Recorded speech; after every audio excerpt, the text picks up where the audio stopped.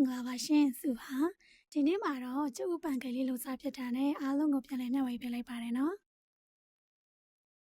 ပထမဆုံးကျုပ်တစ်လုံးကိုအကာနဲ့အနှစ်ကိုခွဲပေးလိုက်ပါတယ်ဒီနေရာမှာအလုံးရှုံးမှဆိုလို့မခွဲချင်ဘူးဆိုလို့ရှိရင်လည်းရပါတယ်နော်စုကပန်ကိတ်ကို fluffy ဖြစ်ချင်တဲ့ဖောင်းဖောင်းအေးအေးလေးဖြစ်ချင်တဲ့အတွက်ခွဲလိုက်တာဖြစ်ပါတယ်ကျုပ်အကာတွေကိုနွားနို့ထည့်ပြီးမွေးပေးပါနော်နွားနို့ကထမင်းစားစွန်းလေးစွန်းစာလောက်သုံးထားပါတယ်ပြီးသွားရင်တော့ဘတ်တာပါဘတ်တာမရှိရင်လည်းစီသုံးလို့ရပါတယ်နော်ဘတ်တာကထမင်းစားသွန်းတစ်စွန်းစာသုံးထားပါတယ်ဒါကဂျုံက50 gram သုံးထားပါတယ်ဘေကင်ဖောင်တာပါလက်ဖက်ရည်စွန်းတစ်စွန်းစာသုံးထားပါတယ်စားနဲ့ငယ်လေးထည့်ပါမယ်အားလုံးကိုရောပြီးတော့စစ်ပါမယ်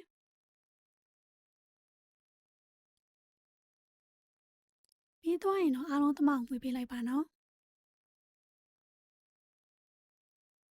ဒါလေးကတော့ကျုပ်အကာနဲ့တကြားတစွန်းထည့်ပြီးတော့မှုပေးလိုက်ပါတယ်တကြားကတော့သူ့ကတစွန်းမဲ့သုံးထားတာဖြစ်ပါတယ်ကိုကြိုင်တော့ထည့်ထည့်ပါနော်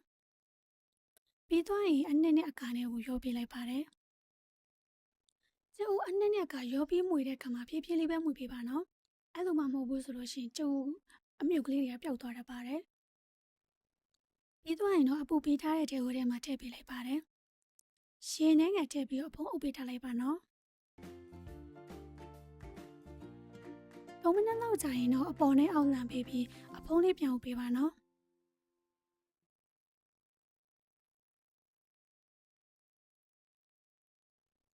2 မိနစ်အကြာမှာတော့ဒေဝိုးကနေပန်ကေလေးကိုယူလိုက်လို့ရပါပြီနော်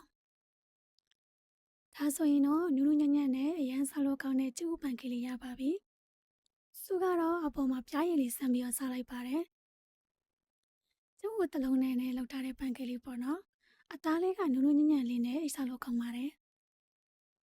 ဒီနေရာမှာပြားရည်မဟုတ်လဲကိုကြိုက်တဲ့တရနဲ့တွဲဖက်ပြီးတော့စားသုံးလို့ရပါတယ်နော်ပုံမှန်ပန်ကိတ်ဆိုရင်တော့အနှစ်နဲ့အကာမခွဲတဲ့အတွက်ဖောင်းဖောင်းလေးတော့မဖြစ်ဘူးပေါ့နော်ဒါလေးကအနှစ်နဲ့အကာခွဲပြီးလောက်ထားတဲ့အတွက်အတွင်းသားနုနုညံ့ညံ့လေးနဲ့ဖောင်းဖောင်းအီအီလေးဖြစ်နေတာဖြစ်ပါတယ်